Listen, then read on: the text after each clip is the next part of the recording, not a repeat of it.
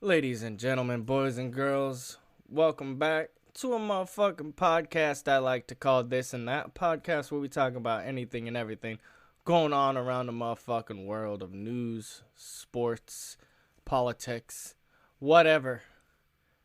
Well, we do have a pretty jam-packed sports and world news episode here.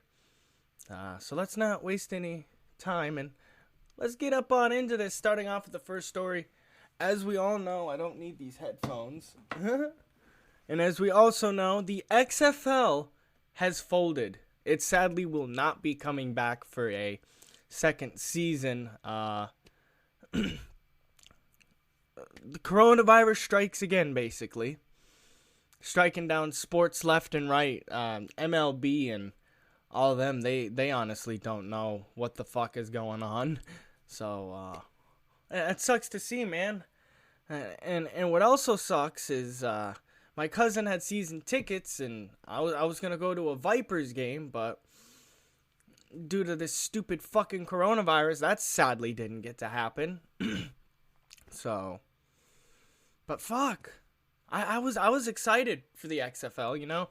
It had potential, but good for PJ Tucker.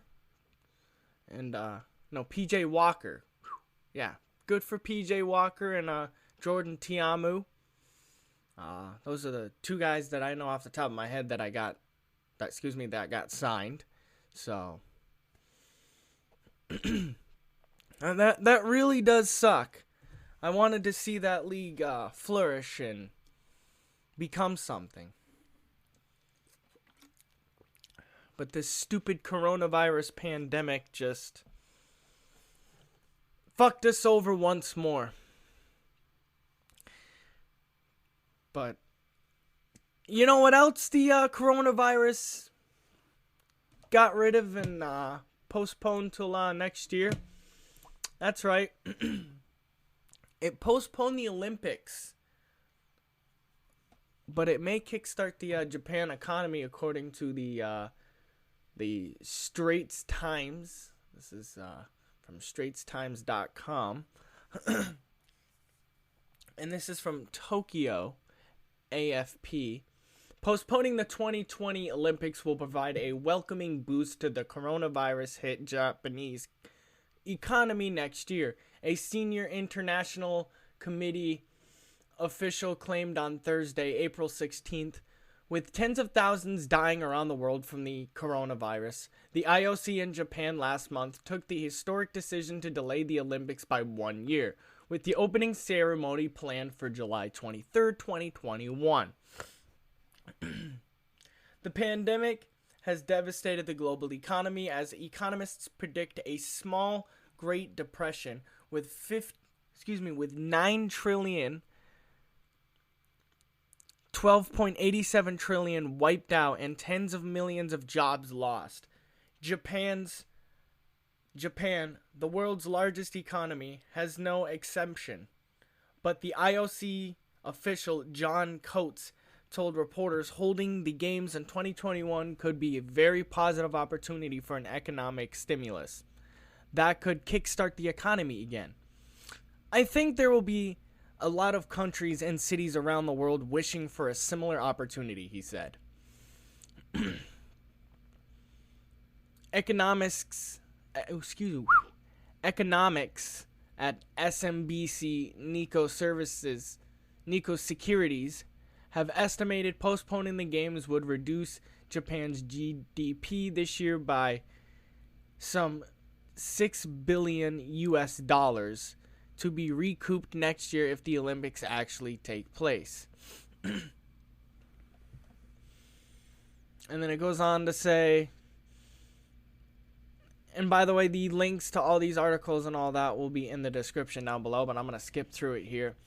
But in terms of the budget, organizers have already recognized that there will be massive additional costs from $12.6 billion. The games were supposed to cost, shared between the Japanese government, Tokyo 2020, and the host city. Coates said that they would use postponement to look at ways of reducing those additional costs. organizers would look at what are the most haves and what are the nice to haves he pledged, moving the world's biggest sporting event in an unprecedented challenge that touches on every aspect of the organization, from hotels to venues and volunteers. Which, if you think about it, the Tokyo shouldn't have a problem on venues. You know, they've hosted the games before, so they should have the venues. I don't see why they shouldn't. You know, probably renovate the old venues that weren't in use. You know, I bet you there's I don't know, if you look it up, there's probably a lot of abandoned venues that they can clean up and reuse. I know this is the summer games, right?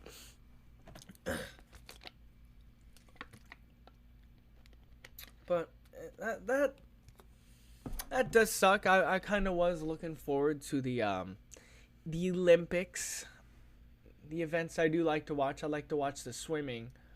Big part is the reason why I watch the swimming is because of Michael Phelps, but I don't think he's going to be in it anymore. That sucks. So, but hey, I have Katie Ledecky to look forward to. Fucking, what's his name?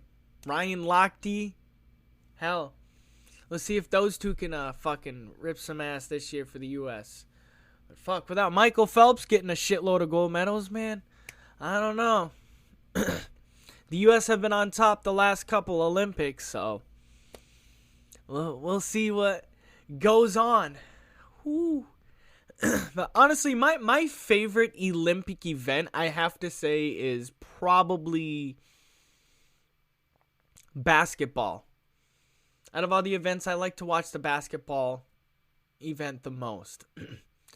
I know, and it's mainly just mostly NBA players, I've realized. A couple... Excuse me, the only other league you really see... Well, no, maybe there's some Australian leagues. There's the Chinese leagues. China fucking sucks at basketball. I saw on the women's side of basketball in the I think it was the Rio games. Yeah, in Rio, fucking both the men and women were smoking both their opponents. So I'm like, fuck, we're really good at basketball, that is. But man, I can't wait. I wonder who's gonna be on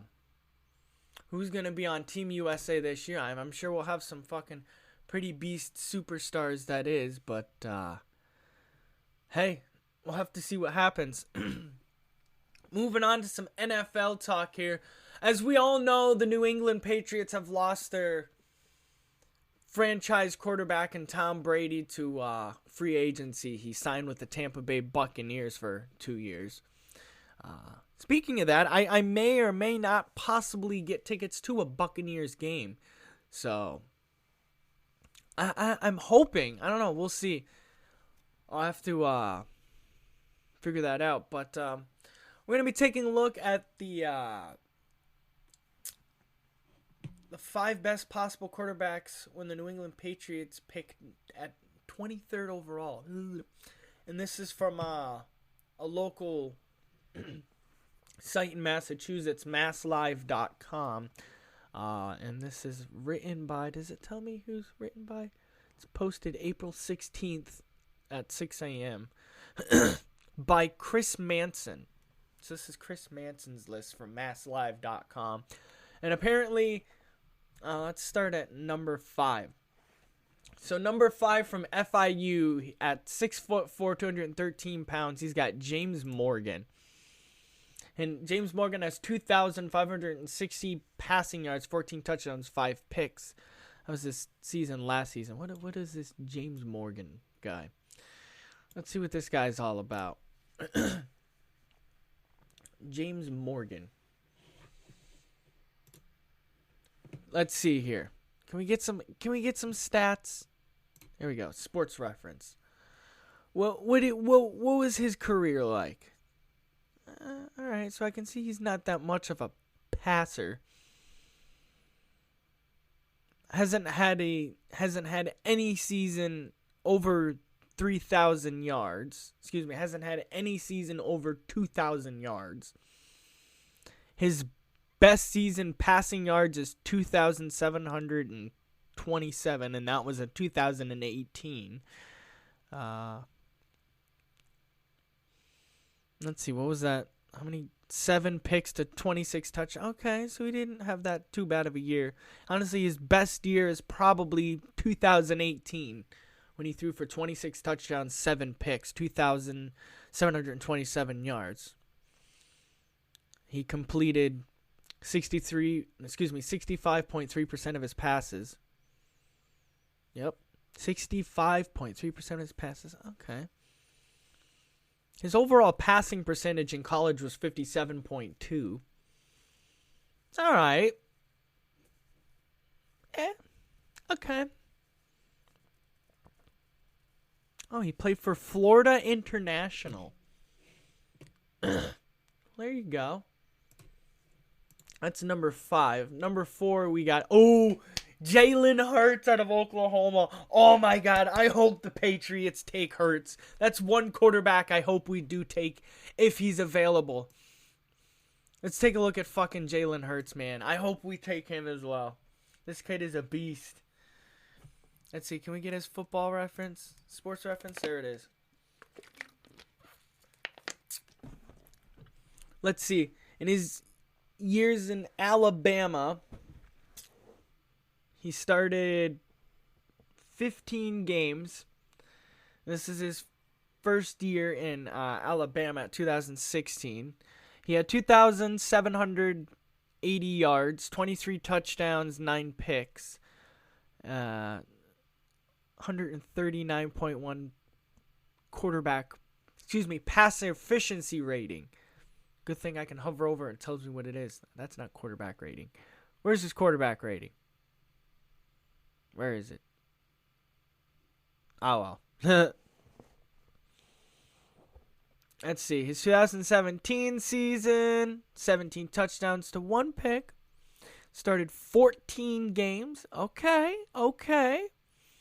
Passed for 2,081 yards. Okay, so completed 140 to 255 of his passes. All right.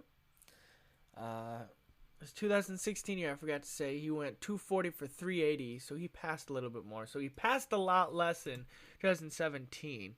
His junior year, he played 13 games, passed for only a measly 765 yards, 8 touchdowns, 2 picks. He went 51 for 70, so did he not play too much? Or is the site just tripping? Anyways, his last year, he transferred over to Oklahoma.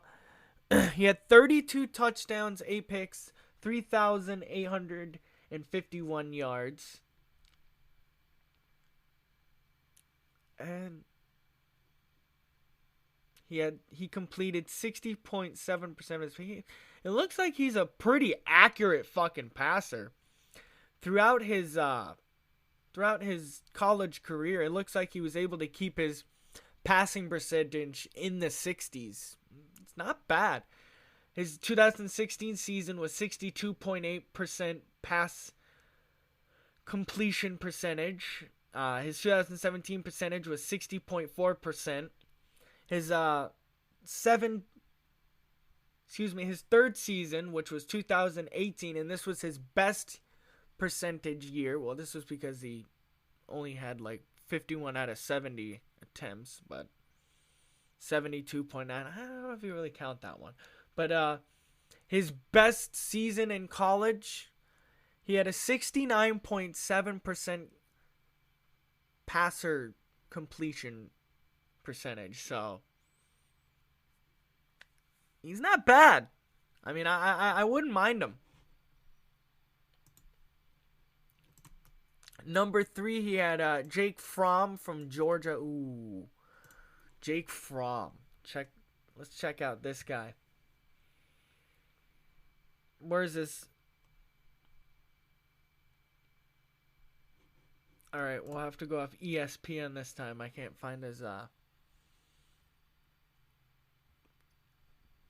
reference, but Jake Fromm, let's see what kind of player he's about. His 2017 season, he went 181 for 291. He completed 62.2% of his passes for 2,615 yards. He averaged 9 yards per throw, 24 touchdowns to 7 picks. And his passer rating was a 160.1. Okay. This is from ESPN.com. His 2018 season looked like this: 206 completions to 306 attempts, 67.3% completed passes, 2,749 yards, averaged 9 yards per pass attempt, 30 touchdowns to 6 picks, and in a 171.2 passer rating. So Jake Fromm, he's a pretty solid quarterback. Hadn't had one season over 3,000 yards, but overall, I'd say he put up some pretty good numbers in college. I wouldn't mind him. Number 2, they got Jacob Easton out of Washington. Last season, he had 3,132 yards, 23 passing touchdowns, 8 interceptions. Let's take a look at Jacob Easton. Let's see what the hell he's all about. Can we get his? Oh, I hate how they don't have his football reference at the top. Some do. Well, ESPN will have to come in clutch again. It looks like he got injured one year. Uh-oh. But let's see. His 2016 campaign, he had 204 completions to 370 attempts. 55.1% of his passes completed. 2,430 yards.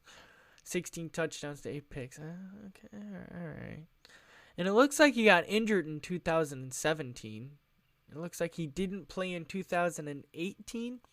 Came back in 2019 and absolutely just fucking balled the hell out. 260 completions to 405 attempts. 64.2% of his passes were completed. 3,132 yards. 22 touchdowns to 8 picks. He had a 143.9% passer rating. So, holy shit. Let's see. Boy, oh boy. Who do we got at numero uno? That would be Jordan Love. 6'4", 225 pounds. Last season, he had 3,402 yards, 20 touchdowns to 17 picks. Okay. Looking like some Jameis Winston numbers out this bitch. Whoo boy. Number 1 is Jordan Love. He's got another one up at the top. Nope, Jordan Love. All right. What the fuck is a Jordan Love all about? Let's see. Is 3 years in college at Utah State. His first season, looks like he played 12 games. He had 1,631 yards for 8 touchdowns and 6 picks. Okay. A 119.3 passer rating. And then his next 2 seasons, he absolutely fucking balled out. I'd say, honestly, his best season was 2018 when he had 267 completions to 417 attempts with a 64% complete passer rating. Pass completion percentage, excuse me. Duh. But he had a 64% pass completion percentage, 3,567 yards, 32 touchdowns to 6 picks. He had a 158.3 passer rating. So I'd say 2018 is probably his best season. 2019, which was last season, 3,402 yards, 20 touchdowns to 17 picks. So, 2019, the picks kind of got to him a little bit. But,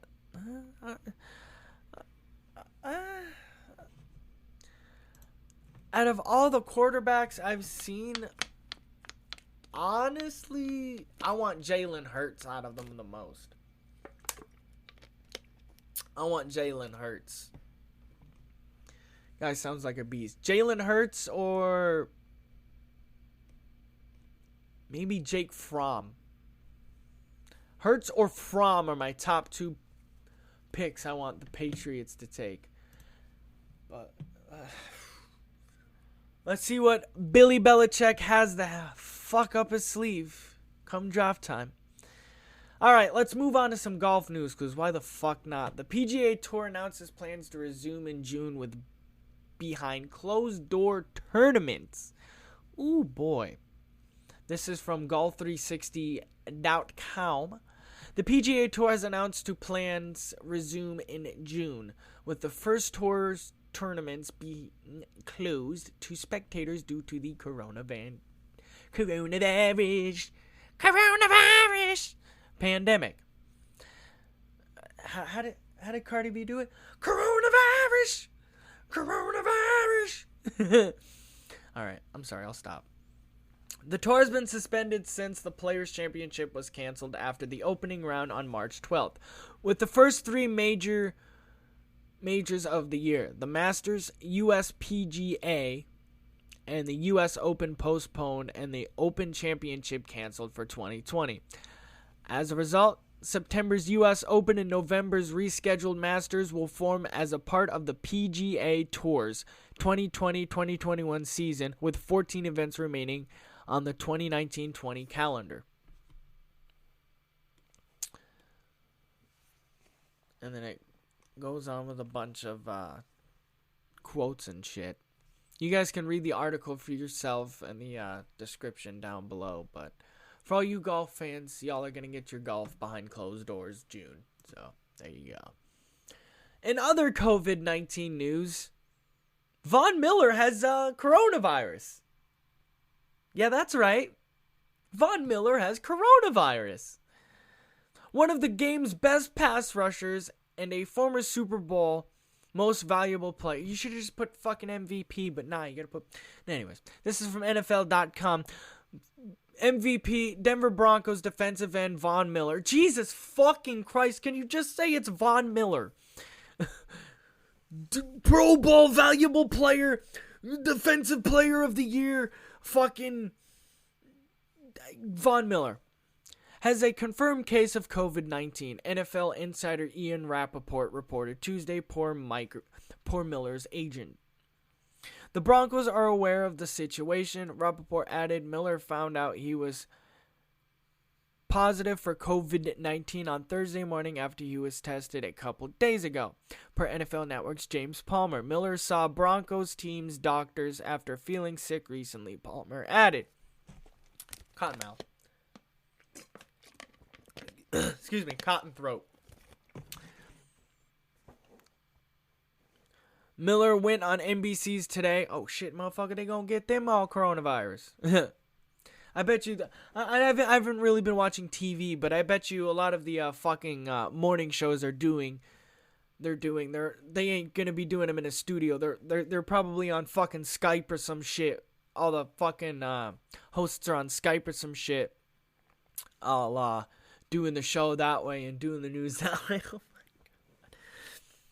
Your kid wakes up and is like, Mom, what are you doing? It's like, I'm doing the news. No, I'm just kidding.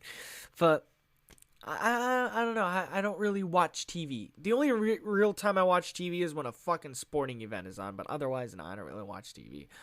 But Von Miller said, it all started just a simple cough and then it got worse. I also have asthma, and my girlfriend, she was telling me that I wasn't sounding normal and I should try my nebulizer. So I did. I tried the nebulizer, which I do before football games and practice regularly. But this time it was different. It really didn't work like it should. I waited another day. The cough didn't go away. And my assistant, she said, why don't you get tested? There's no harm in getting tested. I went down the street, went and got tested. 2 days later, my doctor said I tested positive for COVID-19. I was shocked. We've been taking this seriously since day one. Fuck, bro. Yeah, I'm gonna be honest. I haven't really been leaving the house too much when it comes to this fucking COVID-19 shit. The only place I've been really going is the grocery store, and that's honestly about it. The grocery store to get food, and you know they're obviously out of fucking wipes. So what they did is they put a fucking bottle of cleaner at the front of the store, and a big roll of paper towels, and they just got people using the cleaner, spraying it on the paper towels, and wiping down the handle on the shopping cart. You know, taking the precautionary measures and procedures. Try not to get fucking sick. I don't blame them. Man, you know, I don't blame them. I remember when I went to the dispensary, I went in there with a pair of fucking gloves and a mask. I'm like, bro, I'm not taking any. Excuse me, I'm not taking any risks. And I saw after each and every customer, they were fucking spraying the counters and they were wiping that motherfucker down. And I'm like, damn, bro, this shit's gotta end. I literally said to myself, fuck, bro, this shit's gotta fucking end, man. I can't wait until everything gets back to normal. Just think, when everything does get back to normal, it's going to be a shit show. That's for sure. It's gonna take some time to adjust. You know, a lot has been lost, and that's for sure. This virus has impacted a lot, has taken away a lot, and you know, a lot of loved ones from this virus have been lost as well. So, you know. It's just a matter of time before this It's just a matter of time before this virus ends. You know, I'm hoping it's soon, because you know it's kind of delaying me getting out of Florida and going back up north. At the time I'm recording this, I am currently in Florida, so you know, I'm trying to travel here, but I hear a lot of people during this pandemic not a lot of people are getting let on airplanes. And you know, fuck, I don't blame people. But what else does this article have to say? The Broncos did release a statement shortly after the news came to the forefront. After expecting flu-like symptoms, Denver Broncos linebacker Von Miller has tested positive for COVID-19. So, get well soon, Von. Hope to see you back out in the field, buddy. Some more sad news. WWE Hall of Famer Howard... Oh, I'm going to butcher this. Howard Finkel... I'm sorry, WWE fan... I am sorry, WWE fans. I am sorry. I don't watch WWE that much, so please don't butcher me in the comments. But Howard Finkel passes away. WWE is saddened to learn that Howard Finkel has passed away at the age 69. When considering the greatest ring announcers in the history of sports and sports entertainment, you'd be hard-pressed to name one better than Howard Finkel. Finkel, a native of Newark, New Jersey. The Fink, a label that have been attached, big word, affectionately to Howard over the years, made his ring announcing debut at Madison Square Garden in 1977 for the WWE's predecessor, WWF. By 1979, Finkel was a full-time ring announcer for the WWF and then WWE, and was established in 1980. The Fink became the first and eventually the longest-serving employee. Finkel's distinctive voice, wow, I can read. Finkel's distinctive voice was intensely recognizable, and therefore more than 2 decades, superstars such as the Ultimate Warrior, Stone Cold Steve Austin, more would have a title victory marked by the Fink's signature call, A new champion. A new world champion. I can't do it. But rest in peace there. If you guys want to read the full article without me sounding like shit reading, of course, it will be in the article in the description down below. Yes, it'll be in the article. But it'll be in the description down below. But rest in peace there, Howard. You will be missed. Oh boy, this is coming from TMZ Sports. Ooh. DePaul sued accused of covering up abuse cult in school's softball team. And they show you the old bag of shit. Ugh. Fuck you. You fucking piece of shit. Fuck you. Rotten hell. Die. What the fuck do we call it? To the chopping block, baby.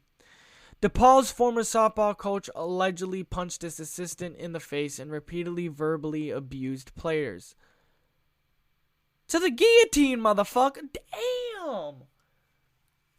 But school officials did nothing about it. Yeah, because obviously school officials don't do fucking shit. School officials don't do fucking shit about bullying either. This according to a new lawsuit obtained by TMZ Sports. In the suit, one of the mental health doctors DePaul used regularly, Jenny Conzivier, alleges she uncovered a pattern of abuse stemming from Eugene Lentai, fuck his name. You just call me Eugene. Softball program. FYI, Eugene is a legend at the school. Well, not no fucking more he ain't. Coaching there for nearly 40 years and racking up more than 1,000 career wins. And what? Abuse? Fuck. Conviser, a noted sports physiologist who worked with DePaul from 2005 to 2018, says in meetings with student-athlete parents in 2016, they told her Lenteni exhibited abusive behavior often. In the docs, Convisier, I have no idea, says players told her the coach often called them fucking what? And regularly punched them in their bodies. I'm like, oh, this motherfucker deserves the guillotine, man. Oh, that's fucked. Man, man, I hope he gets a fucking... Ooh, I hope he gets a fucking ass beaten in fucking prison, bro. Damn. Abuse of any fucking type pisses me off. And let me tell you why. Let me tell you why abuse of any type pisses me off. You want to know why? It's because you're basically physically and emotionally scarring someone for the rest of their life. I have been abused when I was a child. I'm going to admit, I love you, Mom, and I'm sorry I'm saying this on my podcast, but we all make bad decisions in life, and, well, my stepfather happened, and let's just say my stepfather sexually abused me and exposed me to things I should not have seen, and honestly, to this day, I've been scarred from it, and it fucking sucks. It hurts. It's pain that I can get rid of, but it's not easy. It's a pain that lures around for quite some time, but it takes time to get rid of, and it takes time to get over, but I feel sorry for these girls, and I hope this fucking guy gets the punishment he goddamn deserves, man. I really do. You know, this guy's a fucking scumbag and deserves to rot in hell and rot in fucking jail, man. But, fuck. Hey, that's a little background about me, you know. I'm kind of starting to open up a little bit more, you know. I'm going to say something here. I'm going to be a little bit more open about myself here on these podcasts. That's kind of what these podcasts are for. Be open about myself, tell life stories, tell stories about the past and have fun and just talk about stuff, But that's it for sports. That's it for all that. Oh boy, let's hop into world news and politics now, shall we? Let's take a look at the primary and CAUCUSES.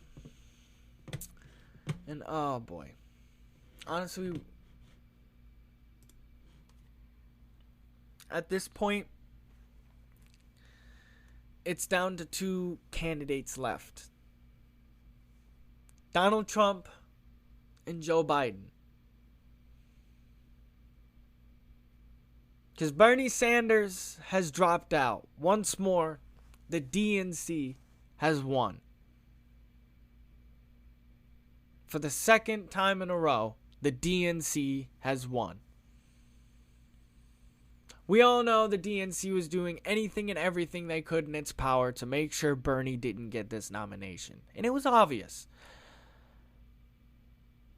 Ladies and gentlemen, I'm sorry to say, we're going to have another 4 years of Trump. Because Biden ain't going to win.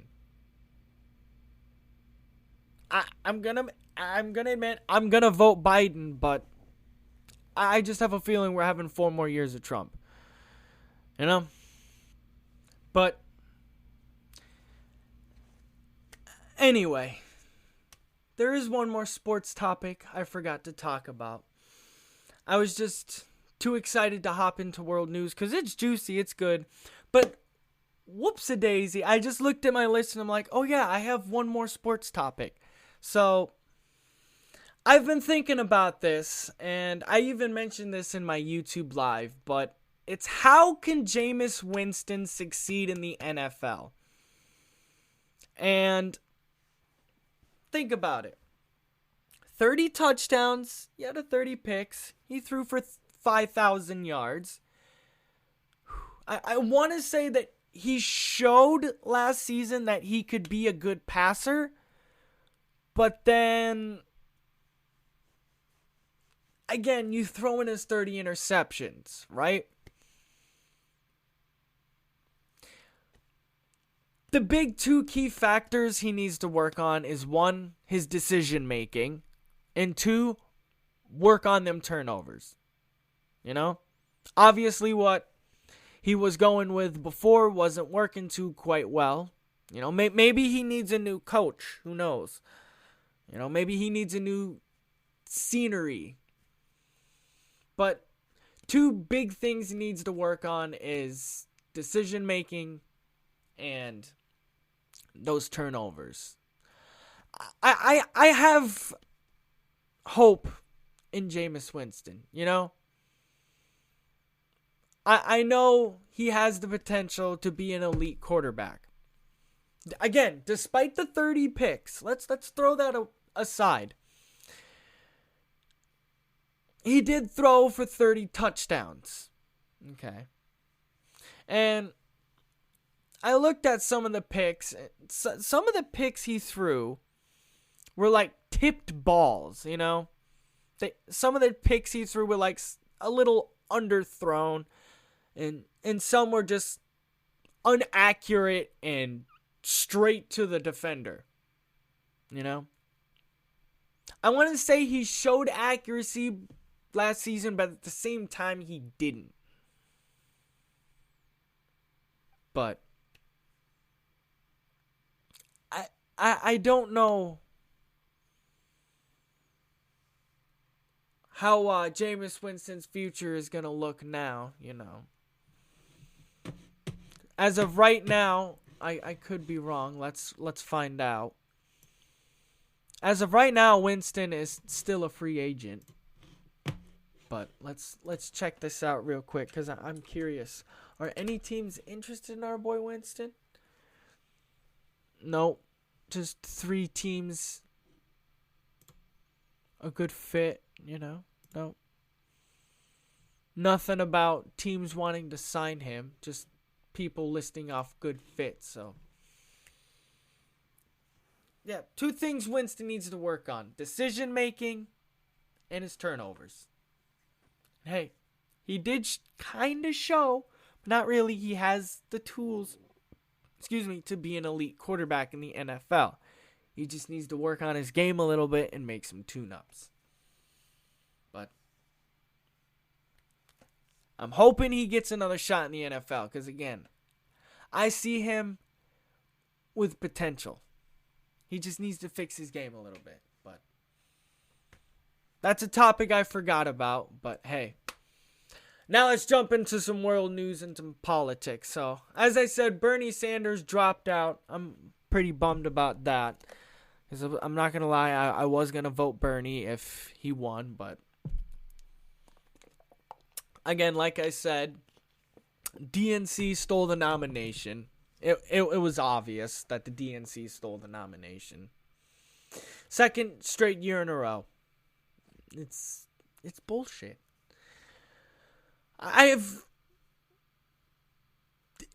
It's like, okay, we get it. He's a socialist, you know.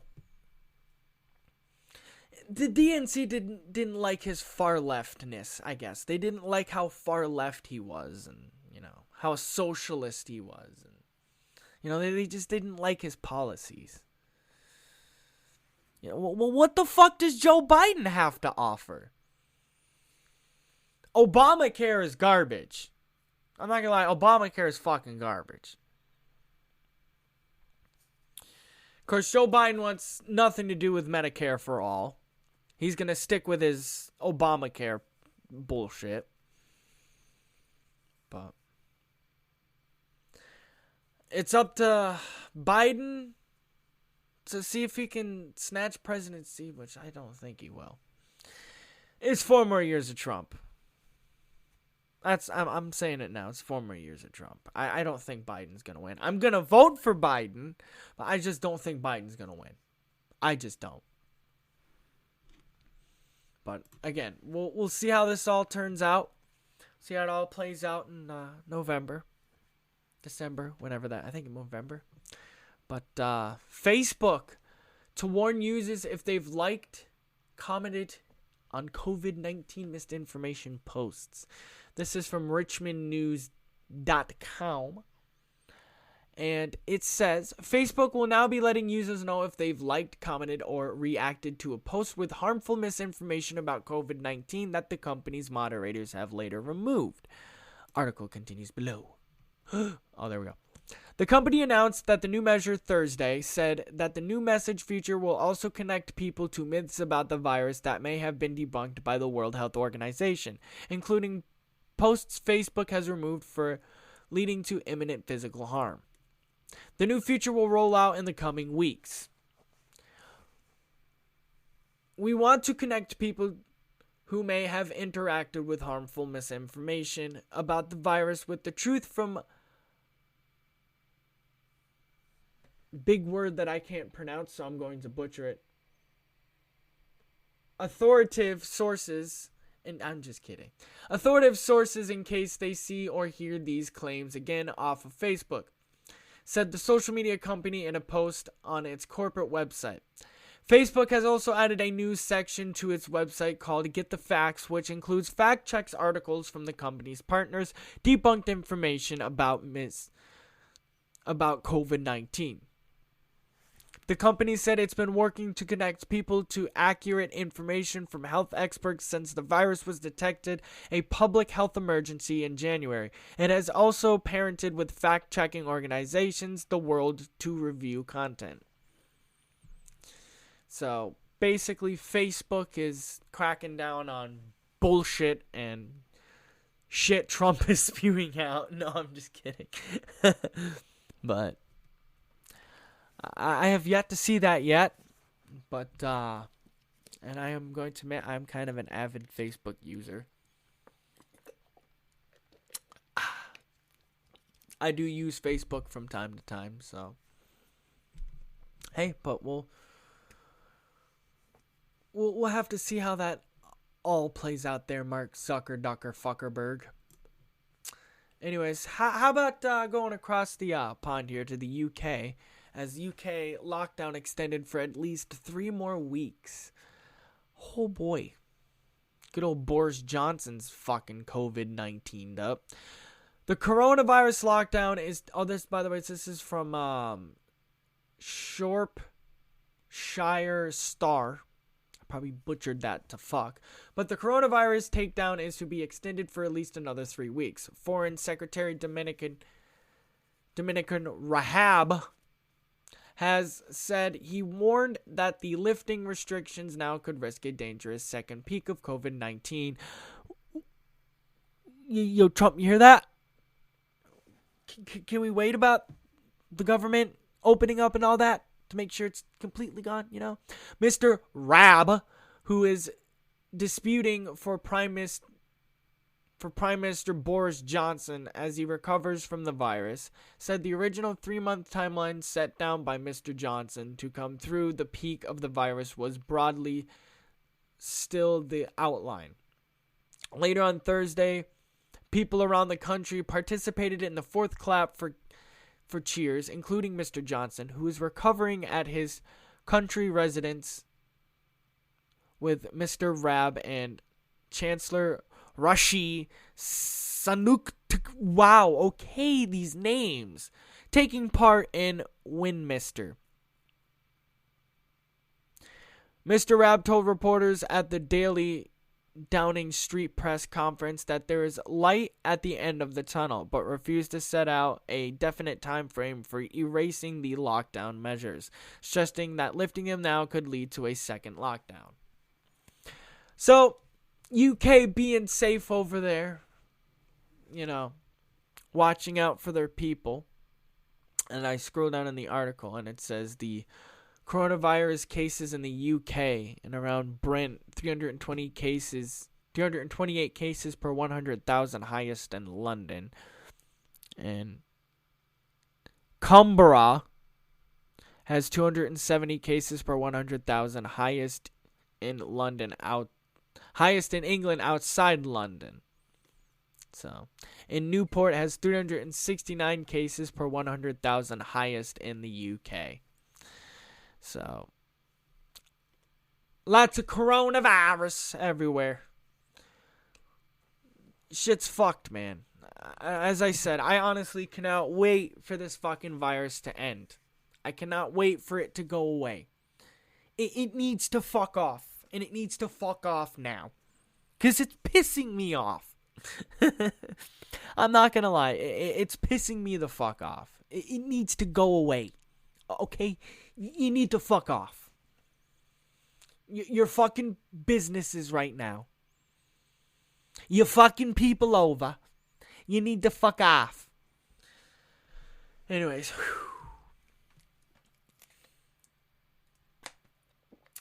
We'll have to see how this shit plays out. But moving on. Michael Che to pay rent for public housing residents in New York City. Saturday Night Live star Michael Che has announced on Instagram he will be paying 1 month's rent for a group of public housing residents in New York City amid the COVID-19 pandemic. I'm glad to see celebrities and athletes and people who have the chick-chang-cha-chang-a-lang-a-blang-da-dang chipping in, you know? I'm glad to see that. If I had some cha-ching-cha-ching-a-lang-dang-a-dang, I would contribute myself too, but sadly I don't. I'm a broke motherfucker.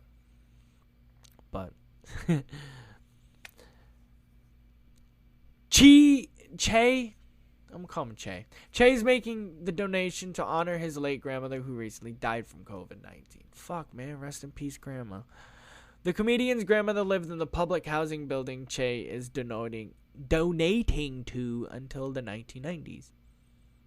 It's crazy to me that the residents of public housing are still expected to pay their rent when so many New Yorkers can't even work, Che said. Obviously, I can't offer much help by myself, but in spirit and memory of my late grandmother, I'm paying 1 month's rent for 160 apartments in the NYCHA building she lived in. I know that's just a drop in the bucket, so I've really hoped that the city has a better plan for debt for forgiveness for all the people in public housing. At the very least, that was the last part was all in caps. He continued. So, also Rihanna is set to make a donation amid the pandemic and is teaming up with Jay-Z and Twitter co-founder CEO Jack Dorsey in the process. So fuck yeah, shout out to them. Shout out to all the people who are donating in this fucking COVID-19 bullshit, man. You know? All right, ladies and gentlemen, it's Trump time now. Weehoo! Trump talk. AU condemns Trump for cutting WHO funding over COVID-19 report. Oh, God. Honestly, man, it's stupid daily briefings. Just, ugh. I don't watch them at all. I'm not gonna lie. I don't watch them at all because they're bullshit. The only thing they are is him stroking his ego. That's it. That's all they are, is him stroking his ego. Oh, we're doing a very great job. Oh, I'm doing a very great job. Oh, economy is great. Oh, look at our economy. Economy. I hit the mic. Oops. You know? And he says, oh, the task force is doing it. It's like, it's the same shit. Every conference. Again, I've walked in the other room because my father's in the other room. And he watches the fucking news, and it's like, are you literally listening to this fucking asshole? I can't stand him. United States President Donald Trump has lived up to his threat to suspend funding for the World Health Organization, who after criticized the organization's response to the COVID-19 epidemic. The president announced his decision to cut funding for the organization despite reactions against his earlier threat to do so. Mr. Trump said on Tuesday that the World Health Organization had failed in its basic duty and in its response to coronavirus, which is bullshit. According to the president, the World Health Organization, who made deadly mistakes, who took sides with China to cover up the pandemic at an early stage, Mr. Trump accused the World Health Organization of overly trusting China to battle the coronavirus rather than raise alarm immediately. According to the president, the World Health Organization made deadly mistakes. Okay. With the United States being the single highest donor to the World Health Organization, the president believes that the organization owes the country a responsibility to protect its people. This is the fucking thing. He thinks he's a fucking dictator. Right? He thinks he's a dictator. He thinks he can do whatever the fuck he wants. Whenever the fuck he wants. He thinks he's a king. He is probably one of the most corrupt, if not the most corrupt president in U.S. fucking history. He is a terrible president. And honestly, I can't believe I fucking supported him at one point. And I'm glad I looked up on him and looked up what he was about. And what he is about is not too well. It's not too good. Of course, here come the fucking Trump tards. Oh, but you support Bernie. But you supported Bernie. Duh. Yeah. Scrolling through this is a long ass article. If you guys want to read the articles I'm reading, you can see them in the description.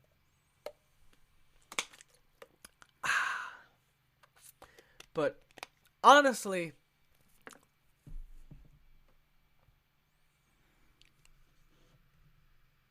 I don't know, man. More Trump bullshit. Yay. Holy fucking name. Hydroxycalder. Well, it's some medicine Trump claimed that cured the coronavirus. It relieves symptoms, but it does not cure the coronavirus. An anti-malaria drug that President Trump has called a game changer and combating coronavirus may alleviate symptoms, but it won't cure the virus, according to a small study awaiting peer review. The study tested 150 COVID-19 patients across 16 medical centers in China. The results indicate that, okay, I'm not fucking repeating this, but the medicine relieved symptoms caused by the virus, but it didn't rid the patients of the disease. When testing new treatments, we were looking for signals that show that might be effective before proceeding to larger studies. Alan Chen, an infection disease physician and a professor of epidemiology, that's a big one, at Melbourne's Monash University, told Bloomberg that this study doesn't show any signal, so it is probably unlikely that it will be of critical benefit. In other words, Trump speaking out of his fucking ass like he normally does. How do fucking people believe what the fuck this man has to say? I don't understand. I just don't understand. I see another article that I could quickly sneak in. Oh boy. I see another article that I could quickly sneak in real quick. This is a good one. It's on the same site, newsmax.com. But again, Trump basically speaking out of his ass. It relieves symptoms, but it doesn't get rid of it, Trump, all right? It's not a game changer. This isn't on the schedule, but Trump, do-nothing Democrats should pass legislation.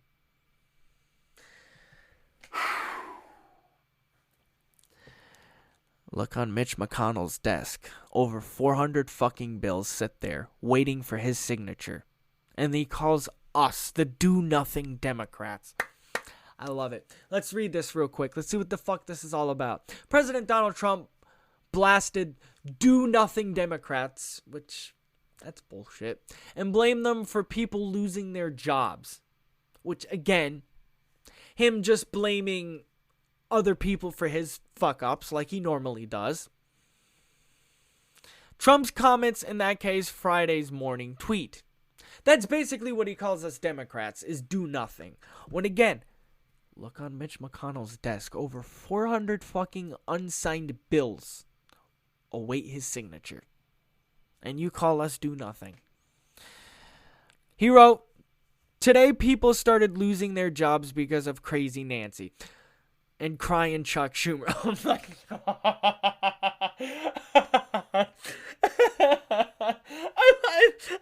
I love what he calls Nancy and Chuck. I fucking love what he calls Nancy and Chuck. The shit he posts on Twitter cracks me the fuck up. And the radical left do-nothing Democrats. Oh my God. He sounds like a fucking child. He honestly sounds like a fucking child. He does. Who should immediately come back to Washington and approve legislation to help families in America end your endless vacation. On Thursday, Trump tweeted that Democrats were killing American small businesses by blocking new funding for Paycheck Protection Program. I can't. Those comments came after the Small Business Administration said it had stopped accepting applications for the $349 billion federal relief programs amid helping small businesses survive the coronavirus crisis. Do nothing Democrats. I love it. Speaking of U.S. financial, U.S. retail sales in March plummet. This is from CNS.cn. U.S. retail sales plummeted 8.7% in March from a month earlier, the biggest decline since the government started tracking the series in 1992. As stores shut down and job cuts caused by the coronavirus pandemic forced shoppers to cut back, The Commerce Department reported Wednesday, despite the overall decline in retail sales, online sales ticked up 3.1%. However, many chains, including Macy's and Best Buys, have closed their retail outlets during the outbreak. Well, exactly. You don't want to get people sick. That, and technically they haven't been labeled as an essential business. Sales fell in board categories, including clothes and electronics, as well as big-ticket items such as furniture and cars. Sales also declined at restaurants and bars. Obviously, yeah, because they're fucking closed. The condition of the American consumer is impaired and will be for some time. Joseph Bershelish, wow, these names tonight. Chief economist at RSM, my brain.exe is not responding, said Wednesday in a research note to clients, consumer spending represents about 70% of the $22 trillion U.S. economy. Bleh. Again, if you guys want to read along and read this article for yourself, it will be in the description down below, so you guys don't have to listen to my shitty ass fucking reading, because I know my reading is terrible. I'm sorry. I can't read worth it. A fucking donkey's ass. Economists surveyed the Wall Street Journal, except the gross domestic product, the value of all goods and services produced in a year, to decline by 25.3% in the second quarter after a 3.3% dip in the first quarter. But economists at J.P. Morgan expect the economy to fall 40% in the second quarter. Again, this COVID-19 virus is just destroying shit right now. The record 11-year economic expansion continued in March, but ended abruptly by the end of the month when about 10 million applied for unemployment benefits as the economy halted amid government-imposed stay-at-home orders intended to curb the spread of the coronavirus, the Labor Department reported. John Hill, senior Treasury analyst at BMO, said that the sharp decline in sales raises the possibility that a sharp recession could dissolve into a depression. But he said that $2.2 trillion federal stimulus package and action taken by the Federal Reserve to cut interest rate and pump money into the economy could avoid disaster and help a rebound in the third quarter. It's really going to not only be a function of infections declining, whether there's a vaccine, but how the economy will be able to reopen and how quickly given hit the labor market, he told CNBC. So, he said that the current economic disruption is different from that caused by collapse of the subprime housing market in 2008. As a result, prior rules and economic models may not accurately forecast what's ahead. These are very different types of recessions, he said, as one is a broader economic impact. This is a sudden stop. It's not surprising that things are economically skewed, but we're not playing by typical economic rules. We're playing by health policy rules. Economic retailers Best Buy said it will furlough about 51,000 hourly workers after it's closed its U.S. stores as part of effort to contain the coronavirus. Sales fell to about 30% in March from the same period a year ago. The company employed about 125,000 full and part-time staff on February 1st, and it plans to keep about 82% of the full-time staff. Best Buy CEO Corporate Bernie will take about 50% cut in salary, and another top exclusive will cut their pay by 20%. So again, this coronavirus shit is fucking shit up. That's for sure. Again, it's going to be hard to recover from this, man. It honestly is. And of course, the UK is feeling the same effect, man. Coronavirus March retail sales plummet. This is from bbcnews.com. bbc.com. Retail sales declined at the worst rate on the record last month as the government's coronavirus lockdown measures take hold, a trade body says. The UK sales fell by 4.3% compared with the previous year, the sharpened decline since 1995. The British Retail Consortium, BRC, said, I'll just call them BRC, there was a sharp contrast between sales before and after the lockdown. Separately,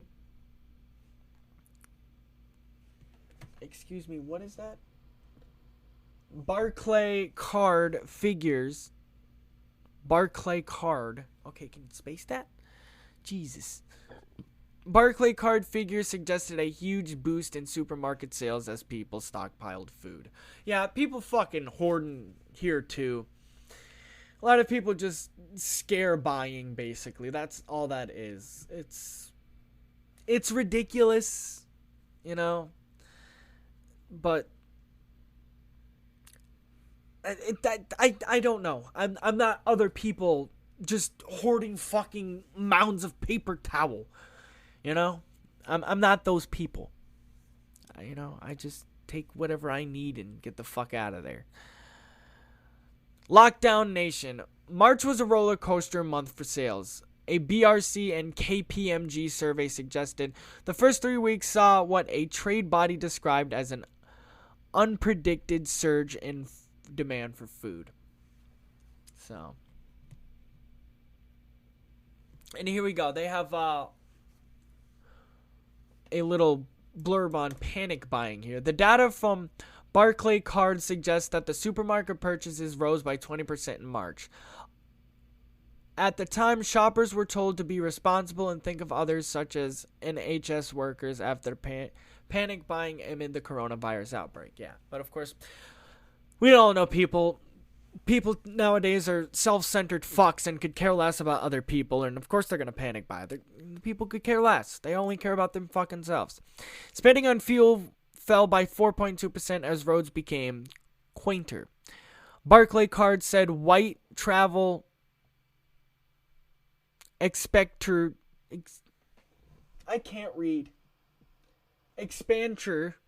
which includes public transport, declined by 40.5%. Spending at restaurants contracted by 35%, and pub sales fell 22% in month. On 20 March, Prime Minister Boris Johnson told all UK pubs and restaurants to close apart from takeaways as part of the fight against coronavirus. However, spending at stores such as local off-licenses and green groceries grew by 30% in March as people stocked up on alcohol and fruit and vegetables. Gotta stock up on that motherfucking booze. So yeah, as you can tell, this coronavirus shit is taking effect all over the fucking world, man. It's gonna be tough for the world to recover, but let's take a look here at a new look at new guidance to states on the coronavirus. Oh boy, here we'll go. This is from the WashingtonPost.com. And it says, the Trump administration has issued new guidelines for states, individuals, and employers on how to gradually receive activity and ease up on social distancing in areas where coronavirus cases are on the decline, which is stupid, in my opinion. Because if they're on the decline, why open things back up? Let them decline down to a point where it won't be a public threat anymore. You know? Yeah, those areas are on the decline, but they're on the decline because people aren't moving around as much. You know? Keep it like that until it's at like a safe point to where, more people can move around more freely without having to worry, you know? Trump's just eager to make money and all that. The guidelines distributed to governors Thursday are published under the headlines "Opening Up America Again." They follow concerns voiced by Emperor Donald Trump about the need to get more people back to work and shopping as millions of Americans lose their jobs. A look at the guidelines. So here we go. Before phase 1, what states or regions must do before proceeding to a phased opening of their economies. Among the boxes that must be checked are a decline of documented COVID-19 cases within a 14-day period, and a robust testing program in place for at-risk healthcare workers. Other criteria include a decline of influenza-like illness reported within a 14-day period and hospitals having enough protective gear for their workers and enough beds, which, yeah, good luck. Ventilators and other needed supplies to treat all patients. Again, good luck. Phase 1. The guidance affects certain employers differently. For example, schools and organized youth activities are currently closed, such as daycare should remain closed. Good. Okay. The guidance also says that bars should remain closed. Okay. However, larger venues such as movie theaters, churches, ballparks, and arenas can operate, but under strict distancing protocols. Meaning no fans at all in the arena. That's most likely probably what leagues are going to do, is just have no fans in the arena at all. If possible, employers should have workers return to their jobs in phases. Under Phase 1, vulnerable individuals such as elderly people and those with underlying health conditions should continue to shelter in place. Individuals who go out should avoid socializing in groups of more than 10 people in places that don't provide appropriate physical distancing. Trade shows and receptions are cited as examples. Phase 2. The guidelines say nonsensical travel can resume.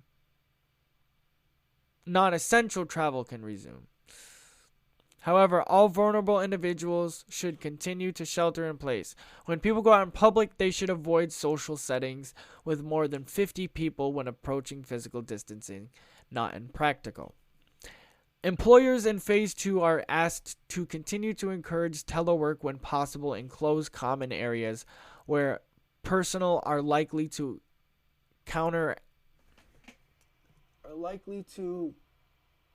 congregate, or they should enforce moderate social distancing protocols. Damn, I'm squinting my damn eyes. Schools and daycare can remain open.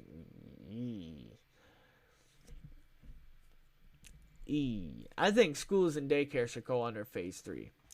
Bars may open but should leave less room for people to stand around when possible. No. Bars and schools should be under Phase 3. In this phase, vulnerable individuals can resume going out in public but should practice physical distancing. Yes, bars and schools should be in Phase 3 then. I really don't like it in Phase 2. It should be in Phase 3. That seems more reasonable, because in this phase, vulnerable individuals can resume going out in public but should practice physical distancing. Visits to senior care centers and hospitals can also resume. Those who interact with residents and patients must remain vigilant about following good hygiene practices, mainly washing their hands frequently. Meanwhile, low-risk populations should consider minimizing their time spent in crowded environments. Employers can resume unrestricted staffing of work sites. There is no set timeline for moving through each of 3 phases. That will be up to governors, however. Okay, good. So he's not going to be completely dictator fucking Trump. However, before a state or region moves on to the next phase, it would have to experience another 14-day decline in documented cases. So, all right. Well, we'll have to see how this goes. We'll have to see how this all plays out here. I mean, we'll see. Hopefully this works. And I'm glad they're not giving it a time frame. I'm glad they're going to give it as much time as they need. And I hope they do it that way. I hope they give each phase as much time as possible. And if things don't work out, they should go back to the previous phase. But again, we'll have to see how this all plays out. So ladies and gentlemen, boys and girls, our last article of the night comes to virginiamercy.com, and it is Northam signs landmark gun control bill, recommends tweaks to 2 others.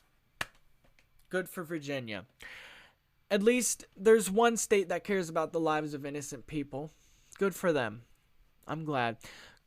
Governor Ralph, good for you, man. I'm glad you care about the lives of innocent people. Thank you. Governor Ralph announced Friday that he has signed several major gun control bills into law. A final step Democrats halted as a historic breakthrough on one of Virginia's most contentious political issues. The legislation will oppose universal background checks on gun sales, which are desperately fucking needed. Desperately.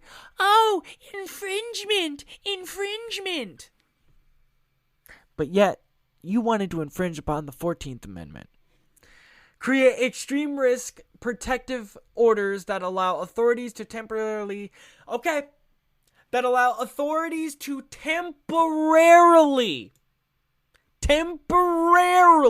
seize guns from people deemed dangerous. Require gun owners to report lost or stolen firearms, meaning you find a gun, you don't keep it, you turn it in. It's not your gun. Okay? Turn it in. Follow the law. Restore the former one-hand gun a month law. Boost penalties for leaving guns accessible. Yes. That's a big one. That is a fucking big one. A penalty for leaving guns accessible to children. Hell yes. That is a big one. I scroll through the news and I see a lot of gun deaths related to irresponsible gun owners leaving their guns out for their children to just grab and play with.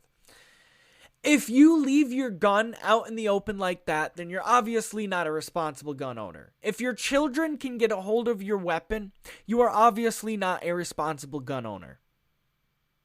Okay? If you're going to own a gun, make sure the gun is locked up and out of reach of any children or people who shouldn't have it.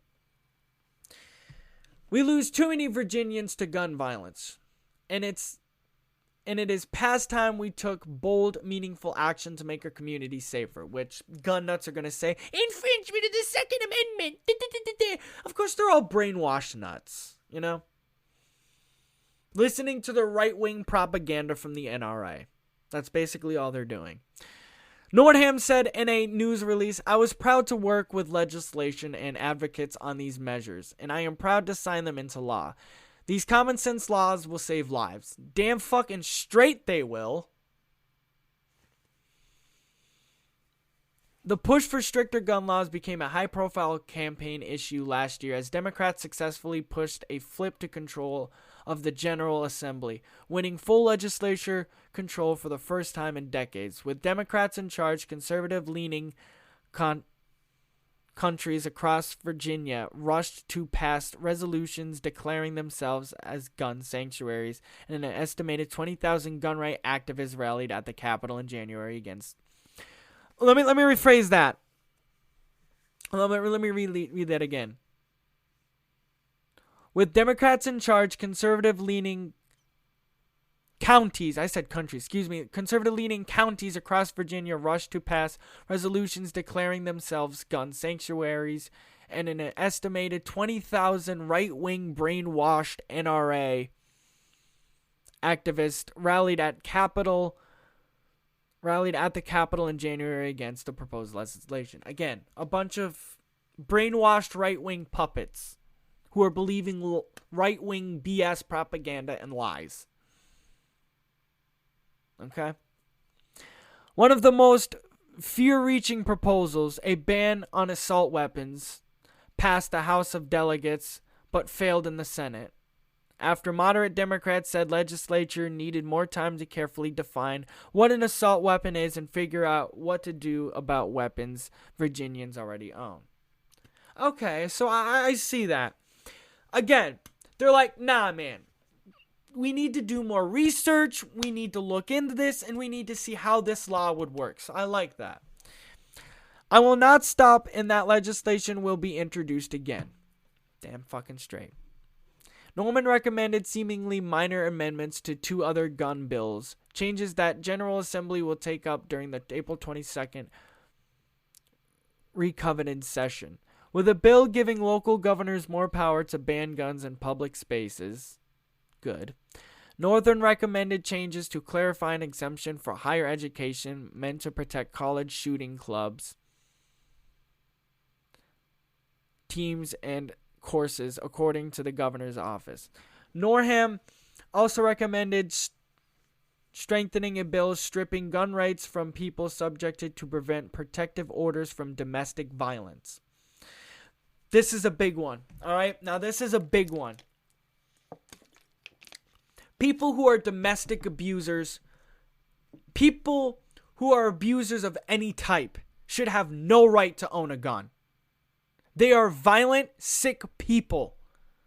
And allowing them to own a gun can only means they are allowed to commit more harm upon people. It gives them more power to do more deadly things. And in the current state that those said people are in, they shouldn't have access to said weapons. I'm sorry, but they shouldn't. They are sick people. If you are an abuser of any type, you are a sick person and should not have gun rights until you get help. I'm not saying they should be completely stripped away from you for good. I'm saying they should be completely stripped away from you until you get help. Until you are clean. Until you are straight in the head. People who are abusers who have access to guns pose more of a bigger threat to those who don't have guns.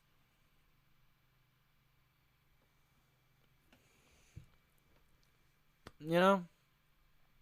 But Norham also recommended strengthening a bill stripping gun rights from people subjected to permanent protective orders for domestic violence. The governor is suggesting allowing courts to hold people in contempt of court if they fail to prove they have given up their firearms. The new gun laws will go into effect July 1st. Again, let me talk a little bit about domestic or any type of abuse. Well, it says domestic violence, but I think we know what they mean. Domestic abusers and people like that. I know what they mean by domestic. They mean like domestic abusers and... But honestly, if you're any type of abuser, I don't care what type of abuser you are. If you're an abuser of any type, you shouldn't have gun rights. Whether it's a drug abuser, a child abuser, an abuser of any type, shouldn't have gun rights. And of course I watch. People are going to twist that and take that out of context. Oh, so abusive. No. You all know what I mean. Alright? Don't go taking it. You all know what I mean by an abuser of any type. You know? Because what gun lovers fail to realize is that there are people who shouldn't have access to guns that have access to guns. There are unstable mental people who are allowing to have access to guns. And what these gun bills do is take said guns away from people who shouldn't have them. No, it does not take your gun rights away. It does not infringe upon your precious Second Amendment. It takes away the rights from people who should not have them. People who are unworthy of having them. People who need to get help before they are able to have them again. People who are unstable and unfit to have them. Those are the people we're trying to keep guns away from. We're not trying to keep them away from them for good. Again, when they get help, when they get the necessary help needed in their mind in the right place, then they can have their right to possess firearms back. But if you're an abuser of any type, drug abuser, domestic abuser, child abuser, an abuser of any type, you know what I mean. Your right to possess firearms should not exist until you are clean and straight in the head. Alright? Get that clear, gun nuts. We're not trying to completely take away your rights. We're only taking them away until you get clean, until you get straight in the head. That's my rant on that. But ladies and gentlemen, boys and girls, that's going to do it for episode 4 of This and That podcast. Quite a long one, that's for sure. A good one, too. I enjoyed it. Some good juicy stories.